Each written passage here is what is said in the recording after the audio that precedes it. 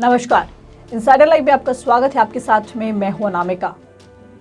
जब तक सांस रहेगी तब तक एनडीए गठबंधन का हिस्सा रहूंगा, बड़ी बात कह दी है। जी हां, आपको बता दें कि केंद्रीय में मंत्री रहे पशुपति पारस ने बड़ी बात कह दी है, लेकिन इस बयान के मकसद जो है, मायने जो है वो काफ़ी अलग हो सकते हैं। आपको बता दें कि इतना बड़ा बयान दिया है हाजीपुर में पशुपति पारस ने, बहुत बड़ा बयान दे दिया है कि जब तक उनकी सांस रहेगी वो एनडीए का हिस्सा बने रहेंगे। लेकिन आपको बता दें कि इसके मकसद के पीछे की जब बात होती है तो ये बात आती है कि एलजेपी में जब टूट हुई तो चाचा भतीजे का साथ छोड़ दिए और फिर संघर्ष शुरू हुआ। यानी कि एलजेपी दो भागों में बट गई, एक तरफ चाचा पशुपति पारस और एक तरफ बेटा रामविलास पासवान के बेटा चिराग पासवान के पास में। अब देखिए, अभी ऐसे वक्त पर जब पशुपति पारस जो केंद्र में मंत्री हैं वो ये कह रहे हैं कि वो उनकी जब तक सांसें चलती रहेगी तब तक वो एनडीए गठबंधन का हिस्सा बने रहेंगे, एनडीए का हिस्सा बने रहेंगे।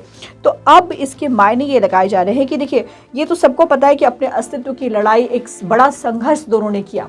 एक तरफ पशुपति पारस जो रामविलास पासवान के भाई हैं और दूसरी तरफ बेटे चिराग पासवान जो कि रामविलास पासवान के बेटे हैं। दोनों ने एक लंबी लड़ाई लड़ी, क्योंकि रामविलास पासवान जब तक जिंदा थे, जो बिहार की सियासत में उनका अच्छा खासा दबदबा था और जो दलित वोटर थे उनका पूरा का पूरा समर्थन जो था वो रामविलास पासवान के पास था। और यही बात जो थी, बीजेपी जेडीयू को ऐसे ही लगता था कि ये पूरा का पूरा जनाधार जो है, पूरा का पूरा समर्थन जो है वो हो सकता है कि पशुपति पारस के पास शिफ्ट हो जाए रामविलास पासवान के जाने के बाद में। लेकिन अब जब चिराग पासवान अपनी हक की लड़ाई अकेले लड़ रहे हैं, देखने को हमेशा मिलता है कि चिराग पासवान तमाम तरह की यात्राएं करते हैं, आशीर्वाद यात्रा की बात कर ले या फिर बिहार में बिहार बचाओ मार्च की बात कर ले, तो जो जनता का समर्थन जब देखने को मिलता है चिराग पासवान को, तो ये देख करके जरूर लगता है कि ये इतना ज्यादा समर्थन चिराग पासवान को मिलता है और वो भी अकेले अपने दमखम पर, ये इतना समर्थन, इतना जनाधार पशुपति पारस के पास में नहीं दिखता है।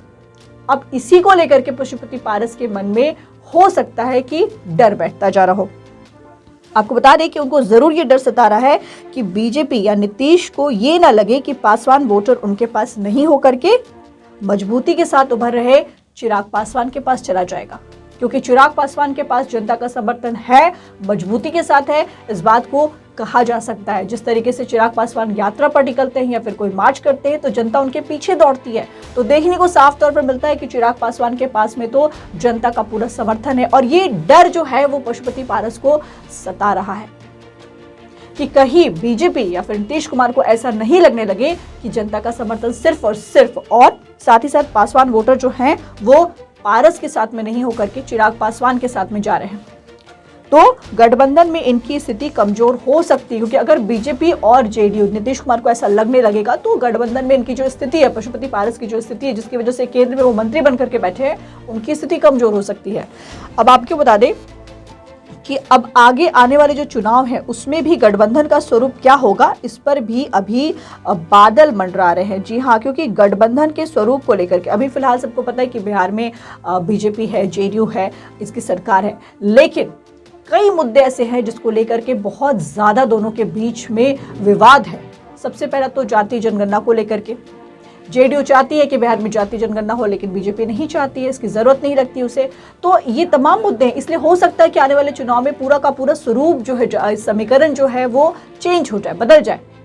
अब जब ये बदल जाएगा तो ये भी हो सकता है कि नीतीश कुमार जो जेडीयू में है वो एनडीए से अलग हो जाए, क्योंकि कई मुद्दों पर बीजेपी और जेडीयू जो है उनकी बात नहीं बनती है। अगर नीतीश कुमार एनडीए से अलग होते हैं तो चिराग पासवान के लिए एक लॉ, वो कहते हैं ना कि एक चिराग उन्हें दिखाई दे सकता है इस गठबंधन में। थोड़ा सा भी अगर यहाँ पर स्पेस बनता है, थोड़ी सी भी जगह गठबंधन में बनती है एनडीए में, तो चिराग पासवान को एक चिराग जरूर दिखाई देगा वहां पर अंदर जाने के लिए। और चिराग पासवान जो अकेले अपने दम पर खड़े हैं, हालांकि देखिए उनको राजद की तरफ से भी कई बार ऑफर मिले, तेजस्वी यादव ने भी कई बार उनको बोला कि आप आकर के हमारे साथ शामिल हो जाइए, लेकिन चिराग पासवान नहीं माने। चिराग पासवान जो है वो हमेशा ही अपने आप को मोदी का हनुमान कहते रहे हैं।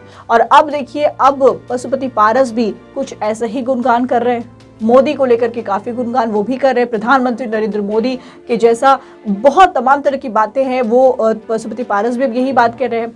तो अब दोनों जो हैं वो एक ही लड़ाई लड़ रहे हैं। और सबसे ज्यादा डर जो है वो चाचा पशुपति पारस को सता रहा है। यही डर पारस के बयान में भी झलकता है कि जब तक सांस रहेगी वो एनडीए के साथ रहेंगे। अब ये डर जरूर झलक रहा है कि कहीं ऐसा ना हो कि चिराग जो है वो एनडीए का हिस्सा बन जाए, कुछ ना कुछ ऐसा, क्योंकि राजनीतिक जो समझने वाले लोग हैं वो दूर से ही समझ जाते हैं, काफी आगे की चीजें जो है वो समझ जाते हैं कि कहां पर क्या स्पेस बन रहा है और कौन कहां कैसे जा सकता है। तो ऐसा भी हो सकता है और ये डर जो है पशुपति पारस के इस बयान में साफ तौर पर दिख रहा है। पहले चिराग जी से ये पूछिए कि आप जमुई छोड़ के क्यों भाग रहे हैं? मूल प्रश्न ये नहीं है कि चिराग जी कहाँ से चुनाव लड़े, मूल प्रश्न ये है कि जमुई की जनता ने आपको अपार बहुमत से 2 बार चुनाव जिताया, 2014 में, 2019 में, फिर आप वहाँ क्यों छोड़ रहे हैं, क्या कारण है? ये आप लोगों को पूछना चाहिए चिराग पासवान जी से कि आप जमुई छोड़ के पूरे बिहार में क्यों भटक रहे हैं? जितना समय वो हाजीपुर में दे रहा है, जितना समय यदि जमुई में देता उसको व्यक्तिगत रूप से, राजनीतिक रूप से बेनिफिट होता, फायदा मिलता। आखिर क्या कारण हुआ कि बड़े भैया और हमारे छोटे भाई के स्वर्गवास होने के बाद हमारी पार्टी टूट गई, परिवार टूट गया? ये पूछिए अब चिराग पासवान से। आज उनके चले जाने के बाद, बड़े भैया के चले जाने के बाद क्या कौन सी परिस्थिति आई? परिवार अलग हो गया, परिवार टूट गया, दिल टूट गया, पार्टी टूट गई। देखिए, आपको ये भी बता दें कि रामविलास पासवान की परंपरागत सीट हाजीपुर से पशुपति पारस सांसद हैं और मंत्री बने हैं, लेकिन विरासत की लड़ाई में भतीजा चिराग जो है वो हाजीपुर के इस राजनीतिक जमीन पर अपनी दावेदारी के लिए जमुई छोड़ लगातार हाजीपुर का दौरा कर रहे हैं और हाजीपुर से रामविलास पासवान के राजनीतिक रिश्ते की दुहाई देकर के हाजीपुर पर चाचा की बजाय खुद की दावेदारी जता रहे हैं। और यही बात जो है वो चाचा पशुपति पारस को नागवार गुजर रही है। वो बार बार यही कह रहे हैं कि वो अपने जगह पर क्यों नहीं जाते हैं, जमुई क्यों नहीं जाते, वहां की जनता से क्यों नहीं मिलते हैं, जिससे उनको व्यक्तिगत फायदा भी होगा और राजनीतिक फायदा भी होगा। लेकिन चिराग किस फायदे को देख रहे हैं ये तो आने वाला वक्त बताएगा। फिलहाल इस खबर में इतना ही। नामिका को दीजिए इजाजत। नमस्कार।